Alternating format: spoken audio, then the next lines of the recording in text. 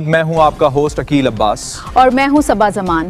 چلتے ہیں آج کی علاقائی خبروں کی جانب۔ کمالیہ سے ہمارے district bureau chief Imran Mughal کی رپورٹ کے مطابق کمالیہ چہلم حضرت امام حسین عقیدت و احترام سے منایا گیا سیکیورٹی کے سخت انتظامات۔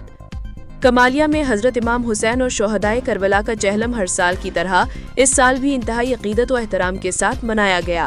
اس موقع پر عزاداروں نے ماتمداری، سینہ زنی اور زنجیر زنی کی، جبکہ جلوس اپنے روایتی اور مقررہ راستوں سے ہوتا ہوا امام بارگاہ قصر زین العابدین میں اختتام پذیر ہوا۔ لائسنس دار متولی بابا شوکت علی سیال کے گھر سے شبیہ ذوالجناح کا جلوس برآمد ہوا، جس میں بڑی تعداد میں عزاداروں نے شرکت کی۔ جلوس اپنے مقررہ راستوں سے گزرتا ہوا پرامن انداز میں اپنی منزل امام بارگاہ قصر زین العابدین پہنچا، جہاں اختتامی دعا کی گئی۔ ڈی پی او ٹوبہ ٹیک سنگھ اخلاق اللہ تارڑ کی ہدایات کے مطابق جلوس کے دوران فول پروف سیکیورٹی انتظامات کیے گئے۔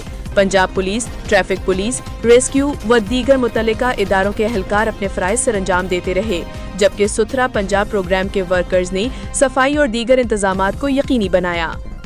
ضلعی و تحصیل انتظامیہ کی جانب سے جلوس کے تمام راستوں پر مؤثر سیکیورٹی اور ٹریفک پلان پر عمل درآمد کیا گیا، جس کے باعث چہلم کے تمام پروگرام پرامن ماحول میں اختتام پذیر ہوئے۔